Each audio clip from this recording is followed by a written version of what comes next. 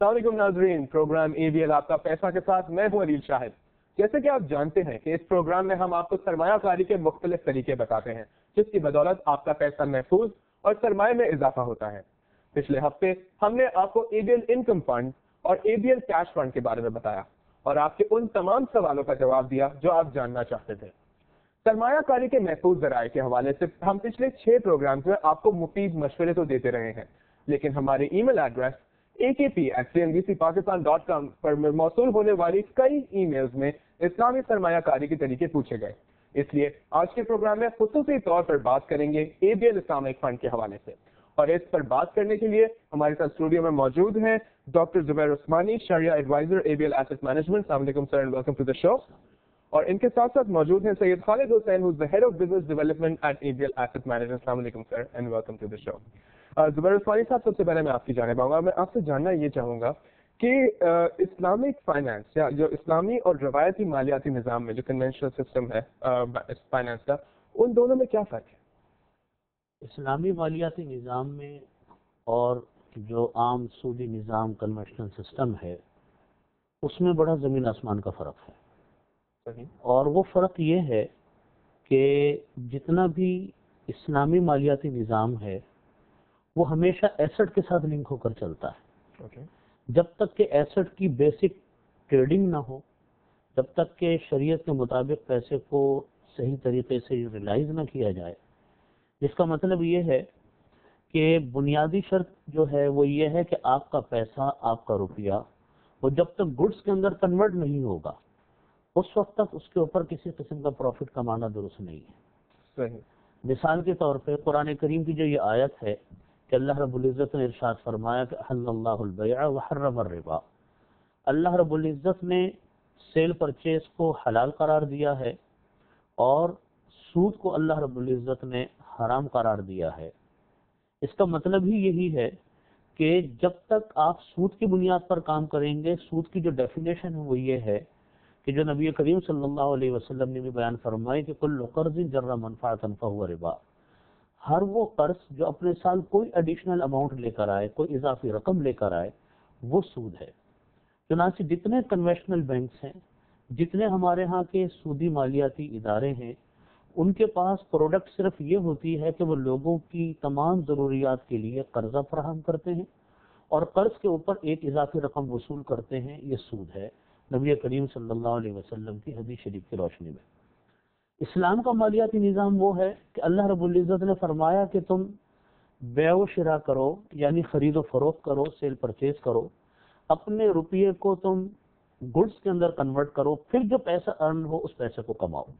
یہ تو بالکل ایک بیسک کنڈیشن ہے جس کی بنیاد کے اوپر ہم یہ کہہ سکتے ہیں کہ سود اور پروفٹ، یعنی جس کو ہم یوں کہتے ہیں کہ مارک اپ اور پروفٹ میں یہ فرق ہے کہ جو اسلامک طریقے، اسلامی پروڈکٹ سے جو پیسہ کمایا جائے گا وہ حلال ہوگا اور وہ پروفٹ کہلائے گا، اور سود کے طریقے سے جو پیسہ کمایا جائے گا ہم اس کو مارک اپ سے بھی تعبیر کرتے ہیں، حقیقت میں وہ سود ہوتا ہے۔ صحیح۔ ڈاکٹر زبیر عثمانی صاحب، آپ نے بڑی تفصیل سے ہمیں بتایا کہ اسلامک فائنانس اور کنونشنل فائنانس میں کیا فرق ہے۔ خالد صاحب، اب آپ کی جانب آؤں گا، آپ سے جاننا چاہوں گا کہ آخر اسلامک کیش فنڈ ہے کیا؟ ابھی اس میں بالکل اگر میں سادہ عام فہم الفاظ میں آپ سے بات کروں تو یہ ایک ایسا پول آف منی جو کہ وہ لوگ پیسہ اکٹھا، ان کا پیسہ جو کہ انٹرسٹ فری یا منافع لینا چاہتے ہیں، سود سے پاک سرمایہ کاری کرنا چاہتے ہیں، ان لوگوں کا ایک پیسہ ہم نے ایک جگہ اکٹھا کیا، اس کو ہم ایک فنڈ کا نام دے دیا، اسلامک فنڈ ہے۔ اس کے اب ایونیوز یہ ہوتے ہیں کہ آپ نے وہ پیسہ ایسے ایونیوز میں آگے لگانا ہے جو شریعہ کمپلائنٹ ہو۔ صحیح۔ اور وہ اس کی جو ایونیوز ہیں وہ آلدو اس وقت ہمارے پاس لمیٹڈ ہیں کیونکہ یہ ابھی بہت زیادہ عرصہ نہیں ہوا اسلامک فنڈز اور اس طرح کے لانچ ہوئے ہیں، لیکن یہ کہ گوئنگ فارورڈ اس میں چیزیں اور آ رہی ہیں۔ ابھی فی الحال جو ہے وہ اسلامک بینکوں میں اس کو ہم انویسٹ کرتے ہیں، اور سکوک ہیں، اجارہ سکوک ہیں، اس طرح کے انسٹرومنٹس اویلیبل ہیں۔ لیکن یہ کہ بیسیکلی لوگوں کو جو پیسہ ہم اکٹھا کر رہے ہیں اس کے اندر وہ ہوتا ہے ایک پول، اور وہ اگر آپ فرض کریے، میں ایک اور آپ کو ایک ایگزامپل دوں، جیسے 5,000 روپے آدمی اگر لے کے کسی برانچ میں بینک میں چلا جائے تو اس کو ایک بہت ہی نامنل سا ایک ریٹ آف ریٹرن اس میں ملتا ہے.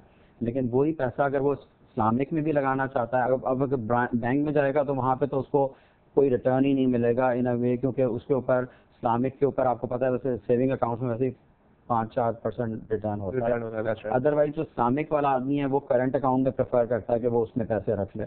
اگر اس کا مائنڈ سیٹ اسلامک ہے اور وہ ہمارے پاس فنڈ میں لگانا چاہتا ہے تو اس کو یہ ہے کہ ایک تو یہ سیٹسفیکشن ہوتی ہے کہ یہ اسلامک ہے, شریعہ کمپلائڈ ہے, اس کا ہر انٹری جو ہے وہ شریعہ ایڈوائزر کے تھرو روٹ ہوتی ہے.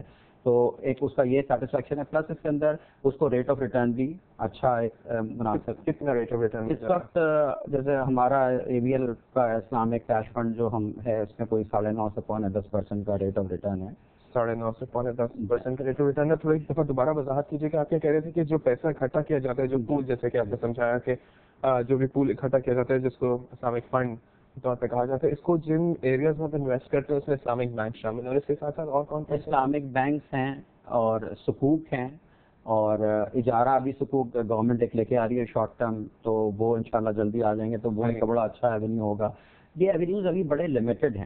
اگر آپ اس کو کنونشنل بینکنگ سے کمپیئر کریں تو کنونشنل بینکنگ میں بہت زیادہ ایونیوز ہیں, تو یہی وجہ ہے کہ وہاں پہ تھوڑا کنسنٹریشن زیادہ ہے.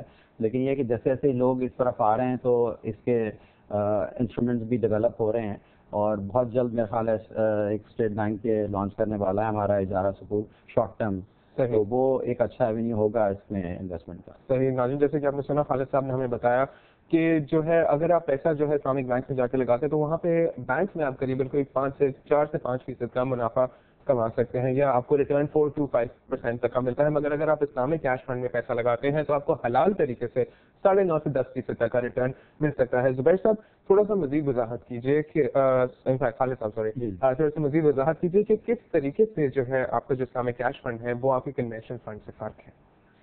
دیکھیں اس وقت کیونکہ ابھی لیٹلی یہ بہت نئی پروڈکٹ ہے اسلامک, کنونشنل بینکنگ تو کئی 100 سال سے چل رہی ہے, تو اس کے اندر ابھی ہمارے پاس جو ایونیوز ہیں وہ بہت زیادہ لمیٹڈ ایونیوز مارکیٹ کے اندر ہیں. رائٹ. تو وہی وجہ ہے کہ اس میں لوگ کرنا بھی چاہتے ہیں.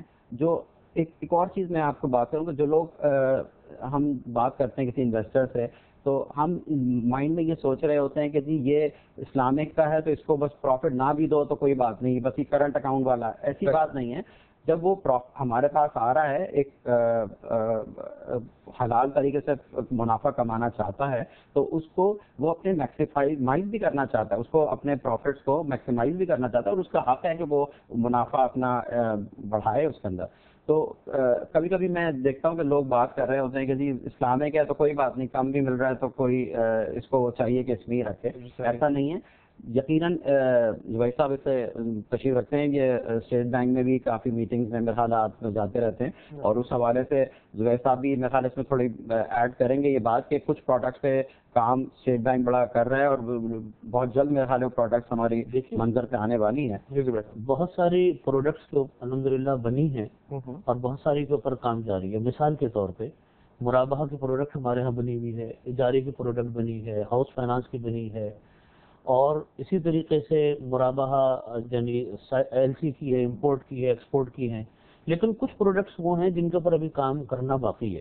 جیسے مشارکت اور مضاربت کی پروڈکٹ تو بنی ہوئی ہے, لیکن صحیح طریقے سے ہم اس کو لانچ کرنا چاہیں بالکل اسلامک اسپرٹ کے ساتھ, اس میں ابھی ہمیں کام کرنا ہے, ہمیں لوگوں کا مائنڈ سیٹ کرنا ہے.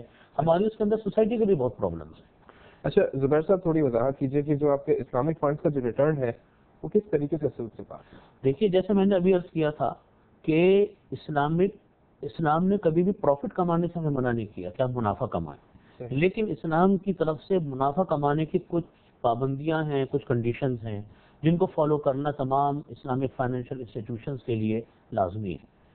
اسی طریقے سے جو ہمارا پیسہ ہے جو اسلامک فنڈ کے اندر لگے ہوئے پیسے ہوتے ہیں, وہ پیسے لوگوں سے جو پیسے لیے جاتے ہیں تو وہ پیسہ لوگ ABL کے پاس رکھواتے ہیں, ان کے اسلامک فنڈ میں رکھواتے ہیں, اور وہ فنڈ کا پیسہ لے کر ABL اسلامک فنڈ وہ کسی اسلامی بینک کے پاس, مختلف اسلامی بینک کے پاس وہ پیسہ رکھوایا جاتا ہے. اب یہاں جو اسلامی بینکوں کے پاس پیسہ رکھوایا جاتا ہے تو ABL جو ہے وہ رب المال کہلاتا ہے، یعنی یہ ڈپازٹ ہولڈر ہے، ایک طرح کا انویسٹر ہے، اور جو ورکنگ کر رہا ہے آگے اسلامی بینک، جو اسلامک موڈز آف فائنانسنگ پر ورکنگ کر رہا ہے، اسلامی پروڈکٹس کے اوپر ورکنگ کر رہا ہے، تو وہ اسلامی بینک جو بھی پیسہ کمائے گا وہ پیسہ اسلامی پروڈکٹس کے حوالے سے جو کما رہا ہے وہ پروفٹ ہوگا. جیسے میں نے کہا تھا کہ اسلامی بینک کے لیے بنیادی شرط ہے کہ ان کا پیسہ ضرور وہ گڈس کے اندر کنورٹ ہونا چاہیے. تو اس طریقے سے جو ہمیں ریٹرن ملتا ہے، کیونکہ وہ اسلامک طریقے سے ہمیں ریٹرن ملتا ہے،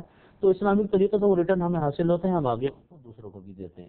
یہاں میں یہ بات ایڈ کرنا چاہوں گا کہ جتنے بھی اسلامک فنڈز ہوں یا اسلامک بینکس ہوں، ان کے لیے یہ ضروری یہ بات ہے کہ صرف پروڈکٹ اسلامک ہونا ضروری نہیں ہے، بلکہ پورا سیکوینس اسلامک ہونا چاہیے. یعنی جس طریقے سے وہ پیسے کو لے رہے ہیں، جس طریقے سے آگے انویسٹ کر رہے ہیں، ان کے بوروئنگ کے طریقے، ان کے لینڈنگ کے طریقے، وہ بھی through the Islamic point of view بالکل درست ہونے چاہیے. اگر ہمارا کہیں مس میچ ہو، مثال کے طور پہ پیسہ لگا تو ایسٹ سائڈ تو ہماری بہت اچھی ہے، لیبلٹی سائڈ ہماری خراب ہے، یا ہمارا ڈپازٹ ہولڈر کے ساتھ ایگریمنٹ ہمارا غلط ہے، تو ہم اس کو پیور اسلامک نہیں کہہ سکتے. صحیح.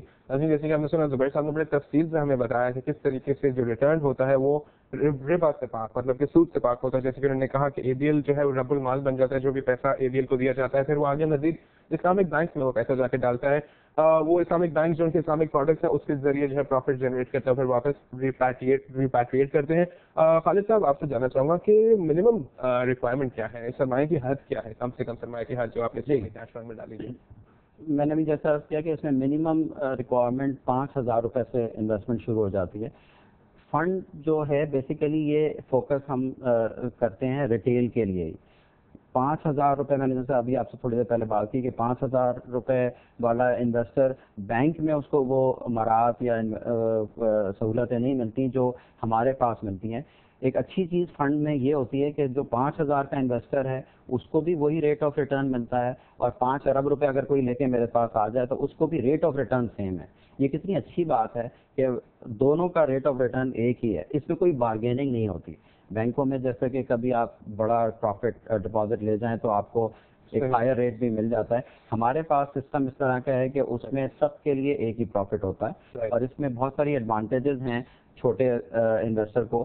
جیسے کہ ہر وہ آدمی جو کہ اکاؤنٹ بینک میں کھول سکتا ہے وہ ہمارے پاس انویسٹمنٹ کر سکتا ہے. صحیح. مائنر تک جیسے کہ ہوتا ہے گارجین کے ساتھ آپ اس کا انویسٹمنٹ ہمارے پاس کرا سکتے ہیں. رائٹ. خالد حسین صاحب اس حوالے سے مزید بات چیت کر کے آپ نے بڑی طریقے سے وضاحت کی. کم سے کم 5,000 روپے سے آپ سرمایہ کاری اسلامک کیش فنڈ میں شروع کر سکتے ہیں. ناظرین اسلامک کیش فنڈ کے حوالے سے مزید بات چیت کرتے ہیں اس بریک کے بعد. Keep watching CNBC Pakistan.